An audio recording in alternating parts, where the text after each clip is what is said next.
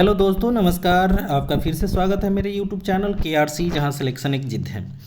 दोस्तों, इससे पहले मैंने गांधी युग जो चल रहा था पार्ट, उसका दूसरा पार्ट लेकर मैं आज आया हूं। तो आप लोगों से पुनः आग्रह है कि मेरे यूट्यूब चैनल को ज़रूर सब्सक्राइब कीजिए, लाइक कीजिए और शेयर कीजिए। तो चलिए दोस्तों, बिना देरी किए हुए हम लोग शुरू करते हैं गांधी युग, जो इसका आज पार्ट 2 होने वाला है। तो गांधी से रिलेटेड आपका एक भी क्वेश्चन नहीं छूटेगा, ये मेरा वादा है। आप लोग ज़रूर मेरे वीडियो को देखिए और अच्छा लगे तो ज़रूर शेयर कीजिएगा। तो चलिए शुरू करते हैं आज के गांधी युग। तो दोस्तों, गांधी युग के आज पहले टॉपिक में जो है रॉलेट एक्ट एवं जालियांवाला बाग हत्याकांड, उसको देखेंगे। इसे सारे क्वेश्चन जो है इसमें गांधी जी की भूमिका से लेकर जालियांवाला बाग एवं रॉलेट एक्ट संबंधित सारे क्वेश्चन को हम लोग देखेंगे। तो आज का पहला क्वेश्चन है, 1919 में गांधी जी ने सत्याग्रह के लिए आह्वान किया था, जिसके खिलाफ अंग्रेजों ने कौन सा अधिनियम पारित किया था?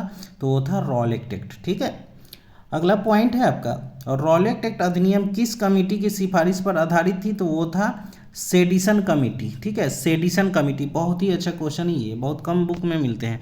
सेडिशन कमेटी के सिफारिश पर आधारित था। नेक्स्ट अगला पॉइंट है, the anarchical and revolutionary crime act 1919 को सामान्य बोलचाल में क्या कहा जाता है? तो रॉलेट एक्ट कहा जाता है।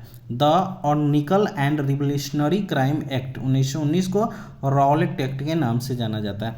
अगला पॉइंट है, रॉलेट एक्ट लाने का क्या प्रयोजन था?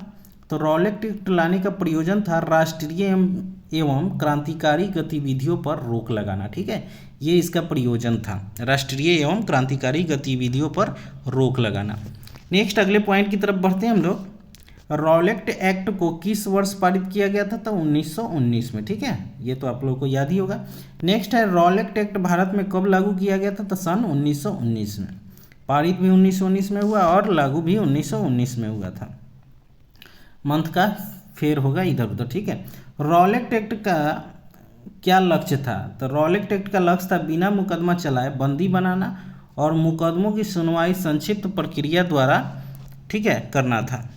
नेक्स्ट है, रॉलेट एक्ट किस वायसराय के काल में पारित हुआ था? तो ये थे लॉर्ड चेम्सफोर्ड। ठीक है, लॉर्ड चेम्सफोर्ड के समय ये पारित हुआ था। 1916 से 21 इनका कार्यकाल था। ठीक है, अगला पॉइंट है, रॉलेट एक्ट अधिनियम 1919 समेकित रूप से क्या था? तो ये जो था, इसने राजनीतिक गतिविधियों को दबा दिया और राजनीतिक कैदियों को बिना किसी मुकदमे के 2 वर्षों तक हिरासत में रखने की अनुमति दी थी। ठीक है, नेक्स्ट आगे बढ़ते हैं हम लोग अगले पॉइंट की तरफ।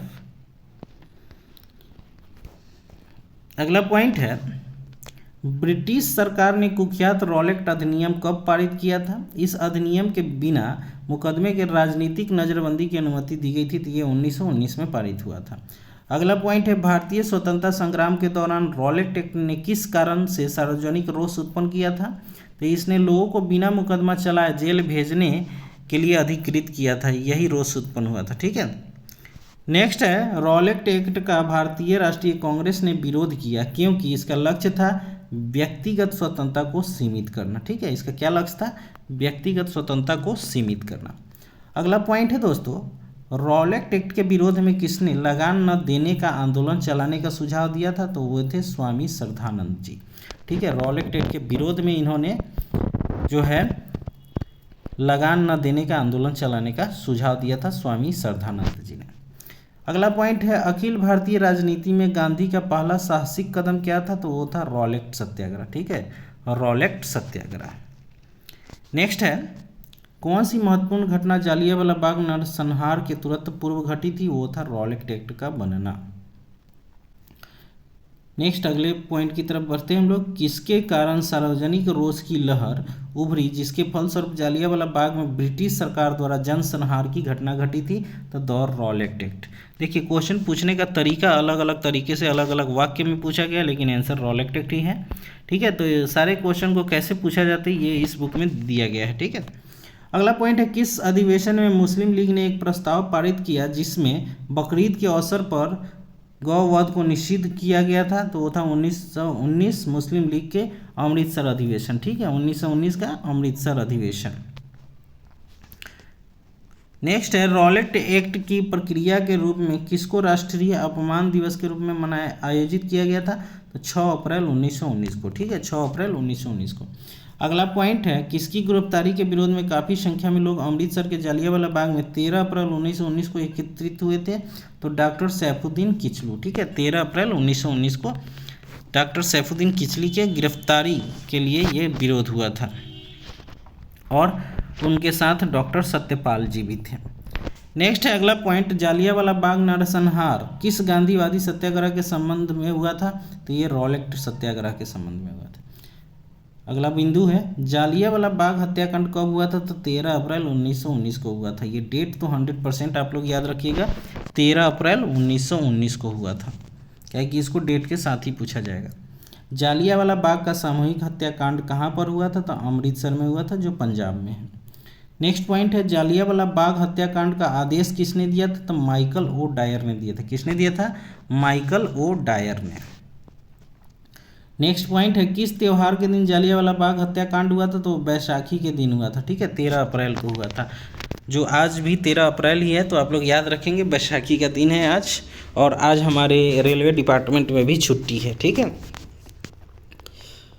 नेक्स्ट पॉइंट है, 1919 में जननांग जालियांवाला बाग कांड के समय भारत का वायसराय कौन था?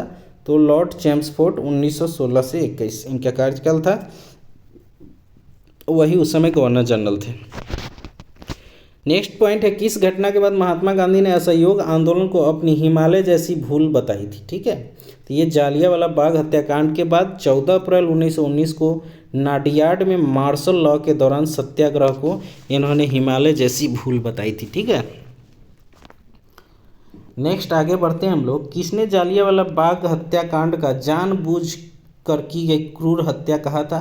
तो दीनबंधु CF एंड्रूज ने कहा था, दीनबंधु CF एंड्रूज। तो आप लोग को बताना कि देशबंधु के नाम से हम किसे जानते हैं, ये आप लोग जरूर बताएंगे। नेक्स्ट है अगला पॉइंट, किसको मॉन्टेग्यू ने निवारक हत्या के नाम से विशेषीकृत किया था? तो वो था जालियांवाला बाग नरसंहार। ये सब जो कथन है ये जरूर याद रखेंगे, कथन आजकल ज़्यादा एग्जाम में पूछे जाते हैं। BPSC टीचर में जो है ना, कथन से रिलेटेड 4-5 क्वेश्चन पूछे गए थे, तो आप लोग इस चीज़ का भी ध्यान रखेंगे। नेक्स्ट है, जालियांवाला बाग हत्याकांड के विरोध में वायसराय की कार्यकारिणी परिषद की सदस्यता किसने इस्तीफा दे दिया था? तो शंकर नारायण ने। ठीक है, शंकरन नायर ने। अगला पॉइंट है, जालियांवाला बाग हत्याकांड 1919 में पंजाब में हुए अत्याचारों से अपने विरोध के रूप में किस विख्यात व्यक्ति ने ब्रिटिश सरकार द्वारा प्रदान की गई नाइटहुड उपाधि को वापस लौटा दिया था? तो वो रविंद्रनाथ टैगोर थे। ठीक है, नाइटहुड उपाधि को लौटाया था। अगला पॉइंट है दोस्तों, जालियांवाला बाग हत्याकांड की जांच के लिए बनाई गई समिति का क्या नाम था? तो वो था हंटर कमीशन। ठीक है, हंटर कमीशन आया था इसकी जांच के लिए। नेक्स्ट पॉइंट है, जालियांवाला बाग नरसंहार पर कांग्रेस जांच समिति की रिपोर्ट के प्रारूप लिखने का कार्य किसे सौंपा गया था? तो महात्मा गांधी को। ठीक है, नेक्स्ट है, लंदन में 13 मार्च 1940 को सर माइकल और डायर को किसने गोली से मारा था? तो उधम सिंह ने। ठीक है, उधम सिंह ने मारा था 1940 में। नेक्स्ट आगे बढ़ते हैं, प्रमुख घटनाएं और उनके वर्ष, इसको देख लेते हैं। The anarchical and revolutionary act कब पारित हुआ था? तो 1919 में, मार्च 1919 में, मतलब रॉलेट एक्ट जिसको बोलते हैं, 13 मार्च 1919। अगला पॉइंट है, डॉक्टर सत्यपाल एवं सैफुद्दीन किचलू की गिरफ्तारी कब हुई थी? तो 9 अप्रैल 1919 को हुआ था। जालियांवाला बाग नरसंहार कब हुआ? तो 13 अप्रैल 1919 को हुआ था। ठीक है, रविंद्रनाथ टैगोर द्वारा नाइटहुड उपाधि का परित्याग कब किया गया? तो 30 मई 1919 को किया गया था। नेक्स्ट है, मॉन्टेग्यू चेम्सफोर्ड सुधार की घोषणा कब हुई? तो 1919 में ही हुई थी। कांग्रेस का अमृतसर अधिवेशन कब हुआ था? तो दिसंबर 1919 में। और सर माइकल और डायर का वध कब किया गया? तो 13 मार्च 1940 को किया गया था। ठीक है, 13 मार्च 1940 को, क्योंकि 1919 में ही उधम सिंह ने यह प्रतिज्ञा ले लिया था कि मैं उसे मारूंगा, खुद मारूंगा, और उन्होंने 1940 में लंदन में जाकर उसको गोली मारा था। तो ये था बदला लेने का। नेक्स्ट है अगला, विविध गांधी युग से विविध कुछ क्वेश्चन देखते हैं। किसकी मृत्यु पर महात्मा गांधी ने कहा था उनकी मृत्यु ने मुझे विधुर बना दिया? तो ये मगन लाल गांधी के। ठीक है, मगन लाल गांधी के मृत्यु के समय इन्होंने बोला था कि उनकी मृत्यु ने मुझे विधुर बना दिया। ठीक है, नेक्स्ट है अगला पॉइंट, महात्मा गांधी अहिंसात्मक कीर्ति के सौम पैगंबर थे। ठीक है, यह किसने कहा था? तो लैरी कालिश तथा डोमिनिकल कलपियरे ने कहा था। ये अंग्रेजी नाम है, थोड़ा सा ध्यान से आप लोग देख लीजिएगा, लैरी कालिस तथा डोमिनिक कलापियरे। अगला पॉइंट है, आगामी पीढ़ियां शायद ही विश्वास करेगी ऐसा रक्त मांस का मानव कभी पृथ्वी पर अवतरित हुआ था। महात्मा गांधी के विषय में किस व्यक्ति ने यह विचार व्यक्त किया था? तो अल्बर्ट आइंस्टीन ने कहा था। ठीक है, 1879 में इनका जन्म हुआ था, 1955 ये मर गए थे। ठीक है, नेक्स्ट है पुस्तक at the feet of Mahatma Gandhi. ठीक है, के लेखक कौन थे? तो doctor Rajendra Prasad. At the feet of Mahatma Gandhi पुस्तक के लेखक डॉक्टर राजेंद्र प्रसाद। नेक्स्ट है, किस आंदोलन से गांधी जी संबंधित थे? तो वो खेरा आंदोलन, खिलाफत आंदोलन, शबनयावज्ञा आंदोलन, व्यक्तिगत सत्याग्रह और भारत छोड़ो आंदोलन, ये सभी से गांधी जी जो थे रिलेटेड थे। ऐसे चंपारण सत्याग्रह इसमें नहीं दिया हुआ, चंपारण सत्याग्रह भी थे। नेक्स्ट अगला पॉइंट है,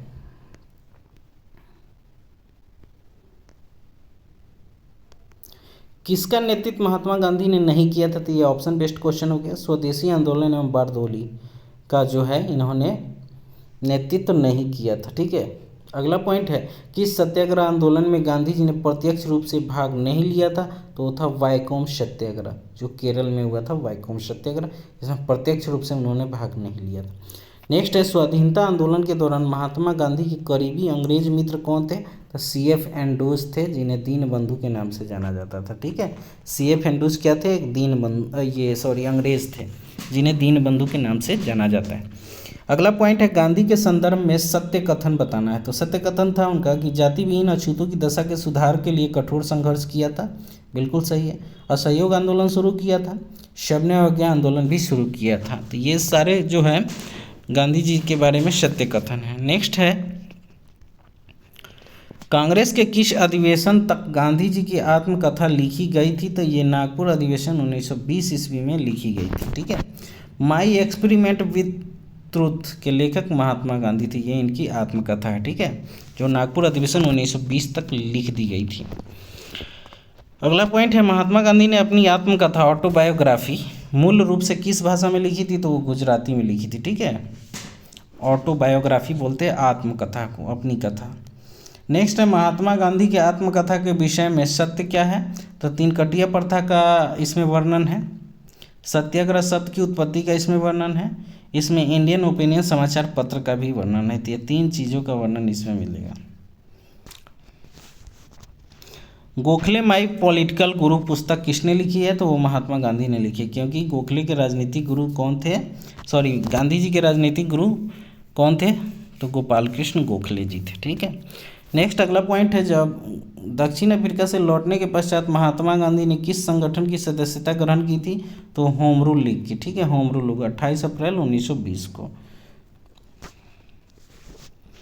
किस लेखक ने महात्मा गांधी के प्रोफेशनल रीडर्स की संज्ञा दी है? तो मार्टिन ग्रीन ने। प्रोफेशनल रीडर्स, मार्टिन ग्रीन ने उन्हें यह संज्ञा दी है। अगला पॉइंट है, गांधी जी ने राष्ट्रवाद का मुंह दिन पर दिन किनकी ओर मोड़ा था? तो आम जनता की ओर मोड़ दिया था। नेक्स्ट है, महात्मा गांधी का छत्तीसगढ़ में प्रथम आगमन कब हुआ था? तो 20 दिसंबर 1920 को धामतरी रामपुर में हुआ था। ठीक है, अब गांधी जी के जीवन की प्रमुख घटनाओं को हम लोग एक साथ देख लेते हैं। चंपारण सत्याग्रह 1917 में हुआ था। अहमदाबाद मिल मजदूर फरवरी मार्च 1918 में हुआ था। खेरा आंदोलन 22 मार्च 1918 को हुआ था। असहयोग आंदोलन 1920 से 22 तक चला था। बारदोली सत्याग्रह जो था 1928 में चला हुआ था। शबनयावज्ञा आंदोलन जो था 1930 में चला हुआ था और भारत छोड़ो आंदोलन 1942 में चला हुआ था। तो ये गांधी से रिलेटेड बहुत सारे फैक्ट हैं। अब उसके बाद जो आपका अगला सेशन आएगा वो खिलाफत एवं असहयोग आंदोलन, जो अगला टॉपिक है। तो ये गांधी युग आज यहाँ समाप्त होता है। तो आप पार्ट 1 को भी देख सकते हैं, डिस्क्रिप्शन में उसका लिंक दिया गया है।